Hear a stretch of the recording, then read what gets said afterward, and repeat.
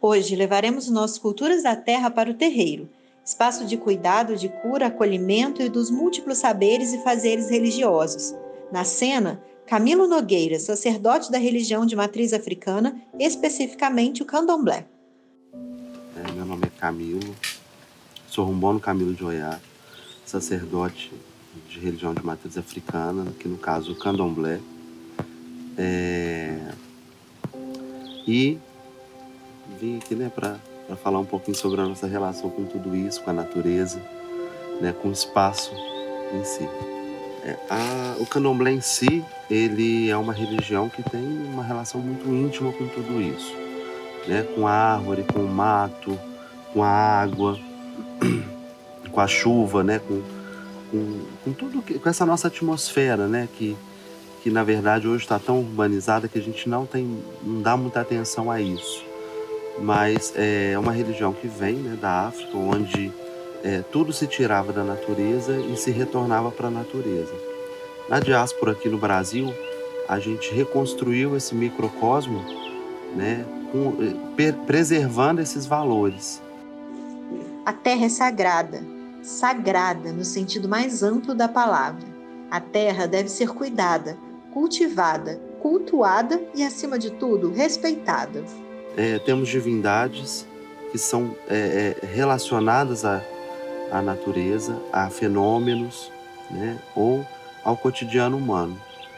Por exemplo, a gente cultua Nanã, que é a senhora da vida e da morte, a senhora da lama, da água parada, que em qualquer poça, em qualquer lago, você vê como a vida prospera ali.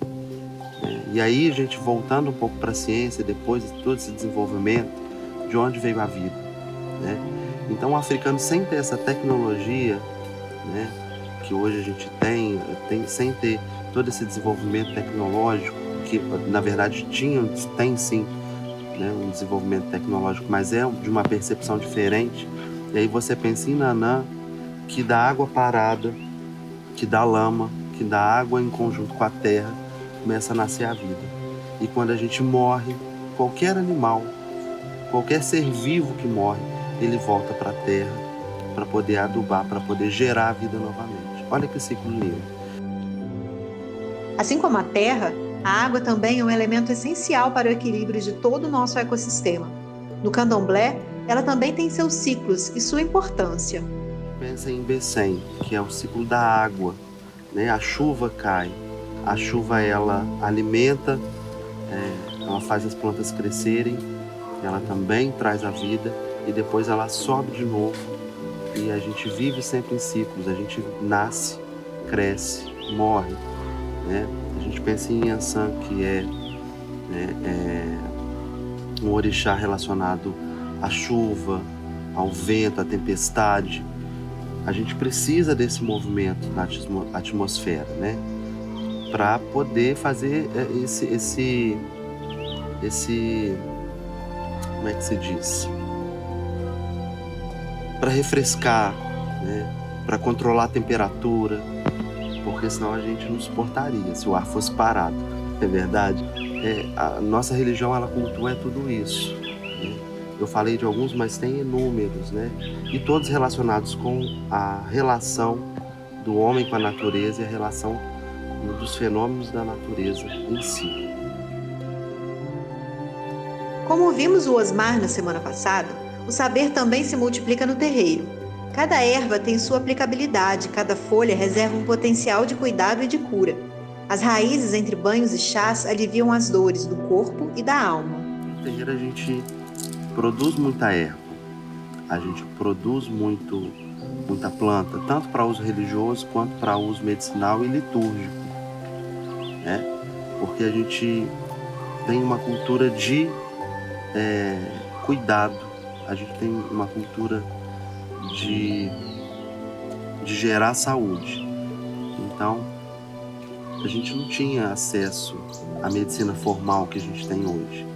A gente precisava utilizar da natureza para cuidar dos nossos. Então, por exemplo, se eu torci meu pé, eu pego uma casca de aroeira, coloco em banho de infusão para banhar aquilo ali gera, né, um processo ali anti-inflamatório, diminui edema. Eu tenho a folha da colônia, que feita, né, como chá, ajuda a regular a pressão arterial. Eu tenho a arnica, também anti-inflamatória. Eu tenho o boldo, para quando a pessoa está passando algum mal do fígado. Enfim, a gente produz um conhecimento das ervas, da natureza, e a gente aplica isso. Isso vai passando de geração em geração. Então a gente produz, a gente cultiva tudo isso dentro do terreno. E a gente faz uso de tudo isso. Se a gente faz uso de tudo isso, a gente não pode acabar com tudo isso.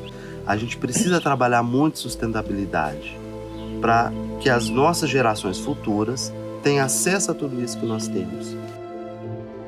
Como já dissemos, a terra e todos os recursos naturais são sagrados e, como tal, devem ser respeitados.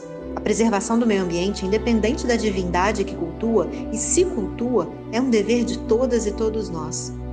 Isso é um ponto muito importante, né? O cuidado com a natureza e o manejo dessa natureza, né? Hoje em dia a gente tem muita dificuldade de encontrar esses espaços adequados, né? Porque a gente precisa de uma cachoeira sadia, a gente precisa de um rio sadio. Por exemplo, há 60 anos atrás, como era o Paraíba, hoje como ele é. Então, essa preservação da natureza, quando vamos, por exemplo, à mata para pegar uma folha, a gente precisa dessa mata. Então, não é o nosso interesse destruir essa mata, né? Então, esse processo de preservação está intimamente ligado conosco.